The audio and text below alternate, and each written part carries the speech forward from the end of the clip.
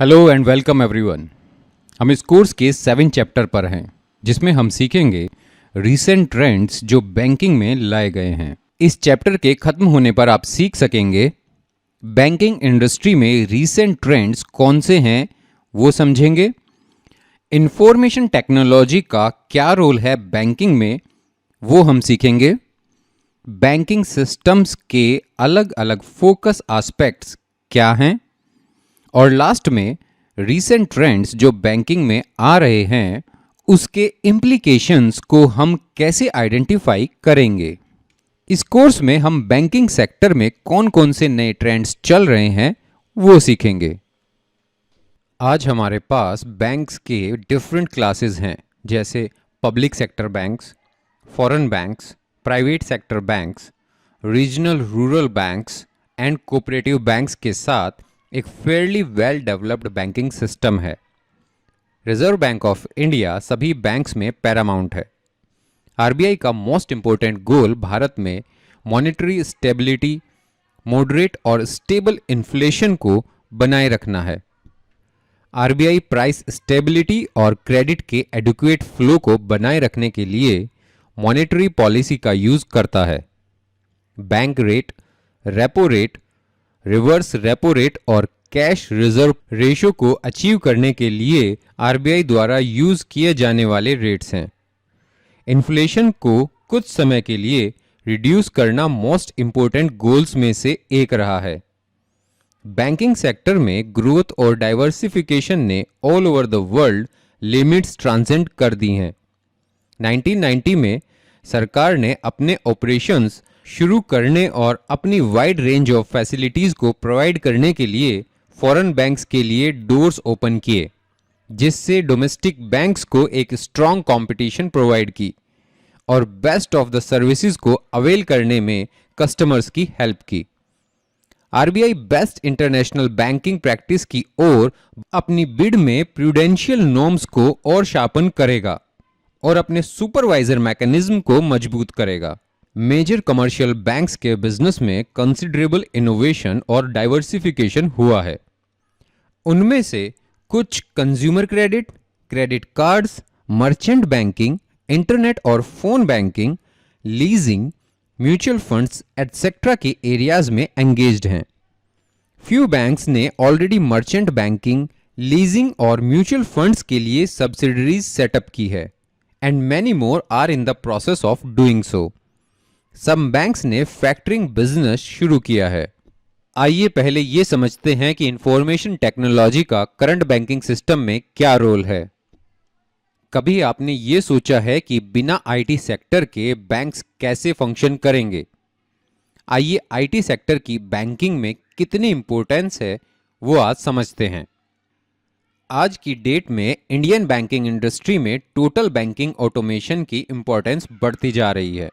Information technology को banking में 2 divisions में यूज किया जाता है। पहला है कम्युनिकेशन एंड कनेक्टिविटी और दूसरा है बिजनेस प्रोसेस री इंजीनियरिंग। ये हमें मदद करता है for product development, market infrastructure को बेटर बनाने में, रिस्क को कंट्रोल करने के लिए और रिलायबल टेक्निक्स का इम्प्लीमेंटेशन करने के लिए। और आईटी की हेल्प से फाइनेंशियल इंटरमीडियरीज ऐसी ज्योग्राफिकल लोकेशन और मार्केट तक पहुंच सकते हैं जहां तक पहुंचना डिफिकल्ट था। टेक्नोलॉजी ने बैंकिंग के 3 मेजर फंक्शंस के आउटलाइन चेंज कर दिए हैं। दैट इज लिक्विडिटी का एक्सेस मिलना, एसेट्स का ट्रांसफॉर्मेशन करना और रिस्क को मॉनिटर करना। टेक्नोलॉजी ने नए मार्केट्स, नए प्रोडक्ट्स, नई सर्विसेज और एक एफिशिएंट डिलीवरी चैनल ओपन किया है बैंकिंग सेक्टर के लिए। अभी जो कस्टमर्स की रिक्वेस्ट होगी वो सारी ऑटोमेटिकली प्रोसेस की जाएगी और आपको कस्टमर सर्विस रिप्रेजेंटेटिव की कोई ज़रूरत नहीं होगी। इंटरनेट एक बहुत ही इंपॉर्टेंट फैसिलिटी बन चुका है बैंकिंग के प्रोडक्ट्स और सर्विसेज डिलीवर करने के लिए। आइए अब समझते हैं नई बैंकिंग सिस्टम के फोकस एस्पेक्ट्स क्या हैं। Core Banking Solutions (CBS). This word often used by bankers and nowadays postal officials भी इसका यूज कर रहे हैं। CBS कोर बैंकिंग सॉल्यूशंस का एक एक्रोनिम है। Again one will wonder what is the meaning of core is. Core is also an acronym. Core का मतलब है centralised online real time exchange. Core banking solutions का मतलब है सारी बैंक ब्रांचेस को कंप्यूटराइज्ड करना, और वो हम करेंगे बाय इंस्टॉलिंग सिंपल कंप्यूटर्स ताकि सारी बैंकिंग फंक्शंस ऑटोमेटेड हो जाए, स्पेशली बिजी बैंक्स ब्रांचेस में। CBS बैंक ब्रांचेस का एक नेटवर्किंग सिस्टम है जो कस्टमर्स को अलाउ करता है टू ऑपरेट देयर अकाउंट्स, चाहे जो भी ब्रांच में कस्टमर ने अकाउंट ओपन किया हो, वो कोई भी ब्रांच से अपना अकाउंट एक्सेस कर सकते हैं। Branch networking under CBS data centralization करता है और साथ ही इंटरनेट और मोबाइल बैंकिंग में भी हेल्प करता है। CBS ने एक ही टेक्नोलॉजिकल प्लेटफॉर्म के अंदर कंप्लीट बैंकिंग ऑपरेशंस सेटअप किया है। CBS से रिगार्डिंग एक और इंटरेस्टिंग फैक्ट ये भी है कि ऑल CBS ब्रांचेस एक दूसरे से इंटरकनेक्टेड हैं। देयरफॉर CBS ब्रांचेस के कस्टमर्स वर्ल्ड में कहीं भी लोकेटेड किसी भी अदर CBS ब्रांच से वेरियस बैंकिंग फैसिलिटीज को अवेल कर सकते हैं। इलेक्ट्रॉनिक पेमेंट सर्विसेज, जिसे ई-चेक भी कहा जाता है, एक बहुत ही कॉमन मीडियम है रिसीट और payment via cheque in the bank. Cash के बदले में आप ये इंस्ट्रूमेंट को यूज कर सकते हैं। पहले मैनुअल सिस्टम था चेक क्लियरिंग के लिए, बट दिन प्रतिदिन बैंकिंग ट्रांजैक्शंस बढ़ रहे हैं और इसलिए ज़रूरी बन गया है कि हम ऑटोमेटेड क्लियरिंग सिस्टम अडॉप्ट कर लें। 3 टाइप्स के फॉरेन डायरेक्ट इन्वेस्टमेंट हैं। नंबर 1, हॉरिजॉन्टल FDI, जहां फंड्स इन्वेस्ट किए जाते हैं सेम इंडस्ट्री में लेकिन दूसरी कंट्री में। एक बिजनेस इन्वेस्ट करता है फॉरेन फर्म में जो सेम गुड्स मैन्युफैक्चर्ड करता है। एग्जाम्पल, नाइकी जो एक USA बेस्ड फर्म है, जर्मनी बेस्ड फर्म जैसे कि पूमा को खरीद सकता है। ये दोनों ब्रांड स्पोर्ट्स वियर की हैं और इसलिए इन्हें हॉरिजॉन्टल फॉर्म ऑफ FDI कहा जाता है। नंबर 2, वर्टिकल FDI, जहां इन्वेस्टमेंट किया जाता है सप्लाई चेन में एंड डायरेक्ट सेम इंडस्ट्री में नहीं। Example, Hershey's USA based chocolate firm है, वो ब्राजील बेस्ड फर्म जो कोको प्रोड्यूसर्स हैं उसमें इन्वेस्ट कर सकता है। और थर्ड टाइप है कॉन्ग्लोमेरेट FDI, जहां इन्वेस्टमेंट कंप्लीटली डिफरेंट इंडस्ट्री में किया जाता है। फॉर एग्जाम्पल, वॉलमार्ट जो एक USA बेस्ड रिटेलर स्टोर है, वो BMW जो जर्मन बेस्ड ऑटोमोबाइल मैन्युफैक्चरर हैं उसमें इन्वेस्ट कर सकता है। CRM यानी कि कस्टमर रिलेशनशिप मैनेजमेंट, इसमें एक पर्सनल कंप्यूटर को डायरेक्टली कनेक्ट किया जाता है बैंक के होस्ट कंप्यूटर से bye a network service provider, ताकि customer service requests automatically processed हो जाए बिना किसी कस्टमर सर्विस रिप्रेजेंटेटिव्स की हेल्प के। आइए अब समझते हैं कि रीसेंट बैंकिंग ट्रेंड्स का क्या असर हुआ है इंडस्ट्री में। CRM सिस्टम इजीली डिफरेंशिएट कर सकता है कि कौन सी customer service request automatically resolve की जा सकती है और कौन सी रिक्वेस्ट के लिए कस्टमर सर्विस रिप्रेजेंटेटिव की हेल्प चाहिए होगी। चलिए अब समझते हैं कि इस इंटरवेंशन मेथड में कौन कौन से स्टेप्स आते हैं। सबसे पहले कस्टमर की बैंकिंग रिक्वेस्ट इनपुट की जाती है, फिर इस बैंकिंग रिक्वेस्ट को ट्रांसमिट किया जाता है होस्ट कंप्यूटर में ओवर अ नेटवर्क, फिर रिक्वेस्ट रिसीव होती है होस्ट कंप्यूटर में, फिर कस्टमर के टाइप आइडेंटिफाई किया जाता है, फिर सर्विस रिक्वेस्ट को ऑटोमेटिकली लॉग किया जाता है, फिर इस रिक्वेस्ट को कंपेयर किया जाता है उन रिक्वेस्ट्स के साथ जो ऑलरेडी रिक्वेस्ट टेबल में स्टोर्ड हैं। इसके बाद depending upon the type of request, CRM system decide करता है कि ये रिक्वेस्ट ऑटोमेटिकली रिजॉल्व हो सकती है या फिर इसके लिए एक कस्टमर सर्विस रिप्रेजेंटेटिव की जरूरत पड़ेगी। Real time gross settlement RTGS fund transfer का मैकेनिज्म है जो मनी ट्रांसफर करता है एक बैंक से दूसरे बैंक में रियल टाइम और ग्रोस बेसिस पर।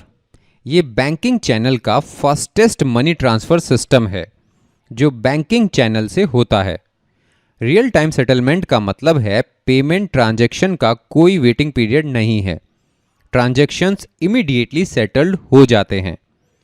ग्रोस सेटलमेंट का मतलब है transactions one on one settled होता है और दूसरे कोई भी ट्रांजैक्शंस के साथ बंच या मिक्स अप नहीं किया जाता है। मार्च 2004 में आरटीजीएस सिस्टम इंडिया में इंट्रोड्यूस किया गया था। आरबीआई ऑपरेट और मेंटेन करता है आरटीजीएस। आरटीजीएस हमें एक बेहतर और फास्टर फंड ट्रांसफर की फैसिलिटी प्रोवाइड करता है। इलेक्ट्रॉनिक फंड ट्रांसफर ईएफटी एक ऐसा सिस्टम है जिसके तहत कोई भी इंडिविजुअल किसी भी कंपनी या दूसरे इंडिविजुअल को अपने बैंक से कैश पेमेंट या इंस्ट्रक्शन ऑथराइजेशन देकर फंड्स ट्रांसफर कर सकता है। इंडिविजुअल कस्टमर अपने बैंक अकाउंट से रिसीवर बेनिफिशियरी के अकाउंट में फंड ट्रांसफर कर सकता है। ईएफटी का सर्विस प्रोवाइडर आरबीआई है। इलेक्ट्रॉनिक क्लियरिंग सर्विसेज ईसीएस ये इलेक्ट्रॉनिक पेमेंट्स का पहला वर्जन था इंडिया में। ये एक बैंक अकाउंट से दूसरे बैंक अकाउंट में फंड ट्रांसफर करने का मैकेनिज्म है। ये बहुत ही यूजफुल सर्विस है जब फंड ट्रांसफर बल्क में होते हैं, एक अकाउंट से दूसरे अकाउंट में और वाइस वर्सा। ये जरूरी है कि बेनिफिशियरी को अकाउंट मेंटेन करना पड़ता है बैंक के साथ जहां ईसीएस का सेंटर होता है। ईसीएस दो टाइप्स के हैं, चलिए डिस्कस करते हैं। Number 1, ECS credit clearing. ECS credit clearing operate करता है सिंगल डेबिट मल्टीपल क्रेडिट्स के प्रिंसिपल पर और ट्रांजैक्शंस जैसे payment of salary, dividend, pension, interest etcetera के लिए यह सिस्टम काम आता है। Number 2, ECS debit clearing. ECS debit clearing operate करता है सिंगल क्रेडिट मल्टीपल डेबिट्स के प्रिंसिपल पर और इस सर्विस का इस्तेमाल होता है by utility service provider bill connection के लिए, जैसे electricity bills, telephone bills etcetera. और बैंक भी इस सर्विस का यूज करते हैं for collection of principal and interest repayments. Automated teller machine ATM ये बैंकिंग इंडस्ट्री में अब तक का सबसे बड़ा रिवोल्यूशनरी अचीवमेंट है। एटीएम की फैसिलिटी को यूज करने के लिए plastic cards with magnetic strips provide किए जाते हैं जिसमें कस्टमर्स और बैंक्स की इंफॉर्मेशन प्रोवाइड रहती है। एटीएम के दो कॉन्सेप्ट बहुत ही यूजफुल टूल हैं। पहला कॉन्सेप्ट है एनी टाइम बैंकिंग और दूसरा एनीवेयर बैंकिंग। इस सर्विस से कस्टमर्स कभी भी 24 hours a day 7 days a week cash withdraw कर सकते हैं। एटीएम्स को हम utility bill payment, funds transfer between accounts, cheque और cash deposit into accounts, balance inquiry etcetera के लिए इस्तेमाल कर सकते हैं। बैंक में विदाउट विजिटिंग कोई भी बैंक्स की सर्विसेज रिसीव कर सकता है। फॉर दिस पर्पस यूज किए जाने वाले मैकेनिज्म को टेली बैंकिंग कहते हैं। ये एक टेलीफोन का यूज करके बैंक्स से सर्विसेज ऑब्टेन करने का एक फास्ट और कन्वीनियंट वे है।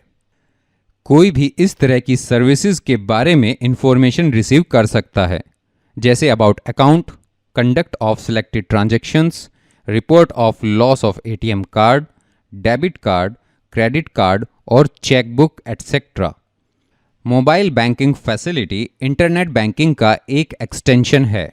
बैंक या फाइनेंशियल इंस्टीट्यूशंस अपने कस्टमर्स को मोबाइल बैंकिंग की फैसिलिटी उनके मोबाइल डिवाइस पर प्रोवाइड करते हैं ताकि वो अपने फाइनेंशियल ट्रांजैक्शंस अपने ही मोबाइल से एक्सेस कर सकें। ऐप के द्वारा आप सारे फाइनेंशियल ट्रांजैक्शंस देख सकते हैं अपने मोबाइल पर। मोबाइल बैंकिंग की अवेलेबिलिटी 24/7 रहती है। बहुत सारे फाइनेंशियल इंस्टीट्यूशंस ने रेस्ट्रिक्शंस लागू किए हैं कि कुछ ही अकाउंट्स का एक्सेस मोबाइल बैंकिंग ऐप पर मिलेगा और साथ ही फंड्स ट्रांसफ़र में भी लिमिटेशंस हैं। मोबाइल बैंकिंग आपको अकाउंट बैलेंस शो करता है, लिस्ट ऑफ ट्रांजैक्शंस दिखाता है इलेक्ट्रॉनिक बिल पेमेंट में भी हेल्प करता है, और फंड ट्रांसफ़र बिटवीन कस्टमर्स और बैंक अकाउंट्स, ये सारी फैसिलिटीज़ आपको प्रोवाइड करता है। A point of sales POS terminal computerized replacement है कैश रजिस्टर का, जो आपके डेबिट और क्रेडिट कार्ड प्रोसेस करता है। कस्टमर को अपना कार्ड का पिन नंबर डालना जरूरी है POS मशीन में ट्रांजैक्शंस कंप्लीट करने के लिए।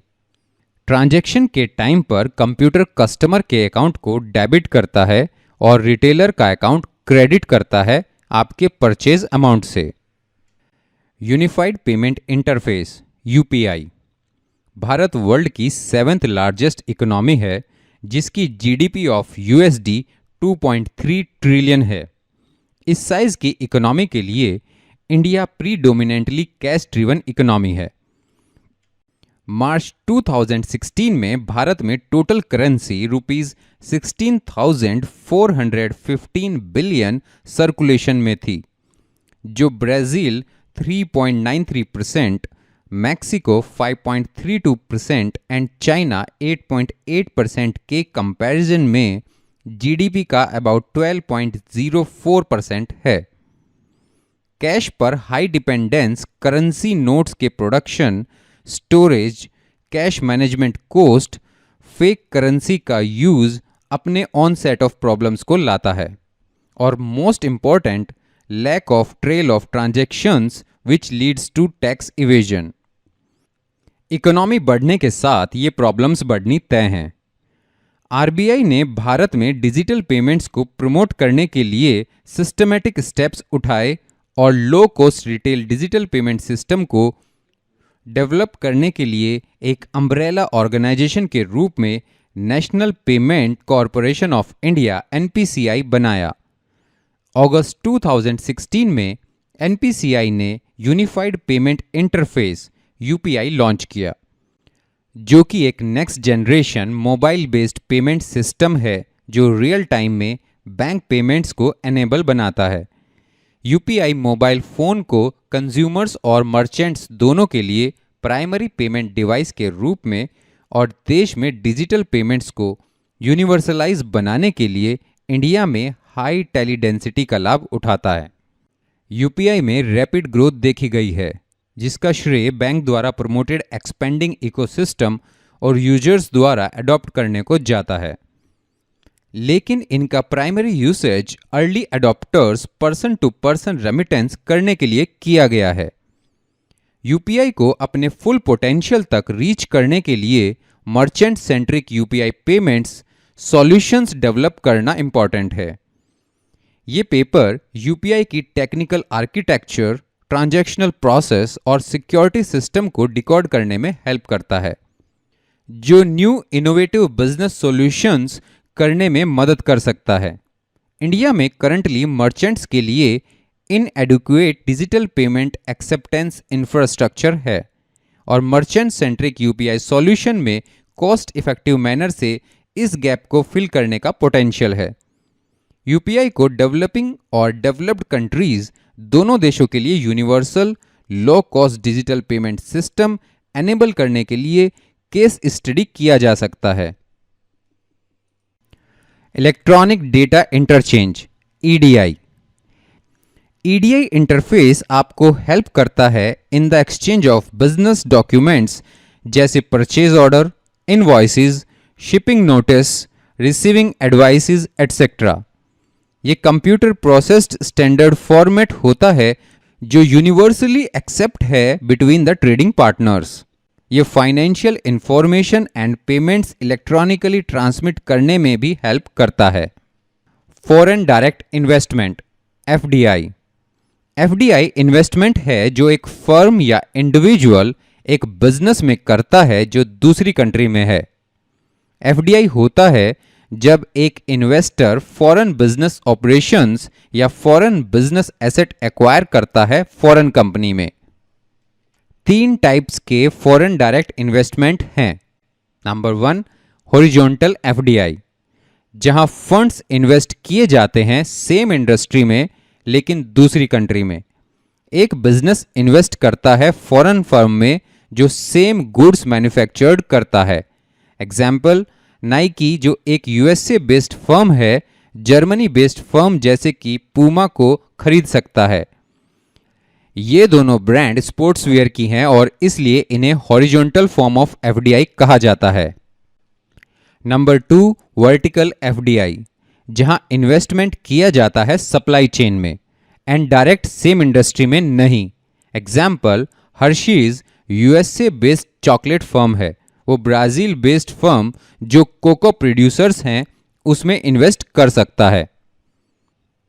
और थर्ड टाइप है कॉन्ग्लोमेरेट एफडीआई, जहां इन्वेस्टमेंट कंप्लीटली डिफरेंट इंडस्ट्री में किया जाता है। फॉर एग्जाम्पल, वॉलमार्ट जो एक यूएसए बेस्ड रिटेलर स्टोर है, वो बीएमडब्ल्यू जो जर्मन बेस्ड ऑटोमोबाइल मैन्युफैक्चरर हैं उसमें इन्वेस्ट कर सकता है। रीसेंट बैंकिंग ट्रेंड्स के कुछ इम्प्लीकेशंस हैं। रीसेंट ट्रेंड्स की वजह से बैंक्स क्विकली रिस्पॉन्ड करते हैं जब चेंजेस आते हैं इंडस्ट्री में।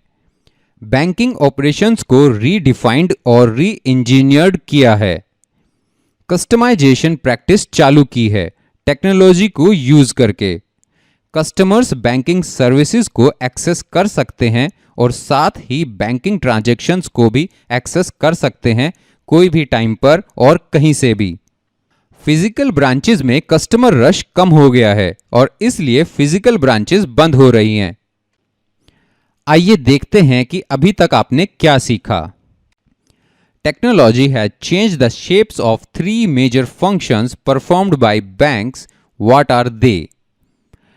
टेक्नोलॉजी ने बैंकों द्वारा किए जाने वाले किन 3 मेन फंक्शंस को पूरी तरह से बदल दिया है? आपके पास 30 सेकंड है सही आंसर गैस करने के लिए।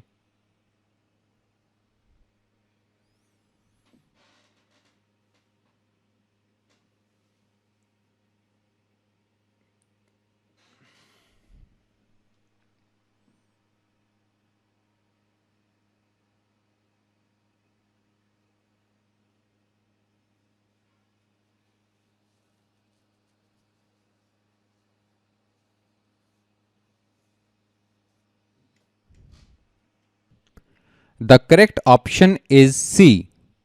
Technology has changed the counters of 3 major functions performed by banks: access to liquidity, transformation of assets, and monitoring of risk. Which one of the following is the full form of CBS? CBS की full form क्या है? आपके पास 30 second है सही answer gas करने के लिए।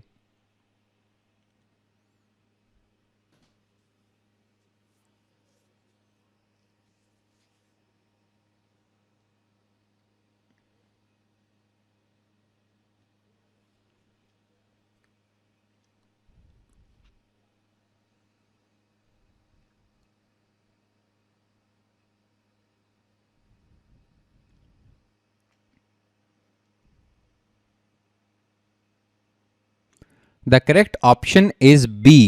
CBS stand for Core Banking Solutions. RTGS system is a funds transfer mechanism where transfer of money takes place from one bank to another on a real time and on gross basis. ये statement true है या false? आपके पास 30 second है सही answer gas करने के लिए।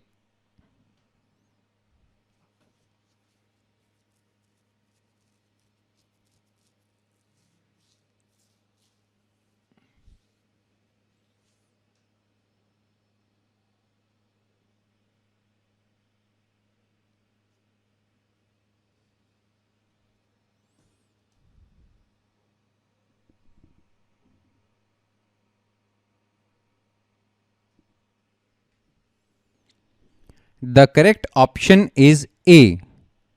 The mentioned statement is true.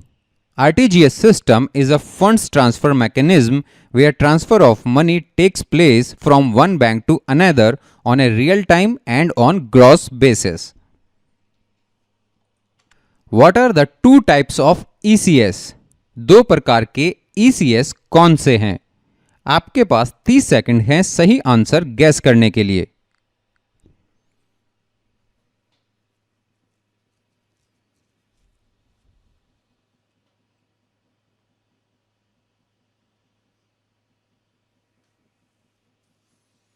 16, 30 और 16, 46।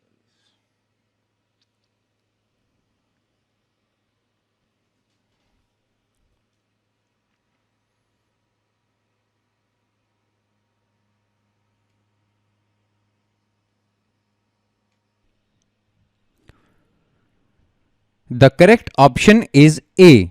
Credit and debit are the two types of ECS. Which one of the following is the full form of ATM? ATM की फुल फॉर्म क्या है? आपके पास 30 सेकंड है सही आंसर गैस करने के लिए।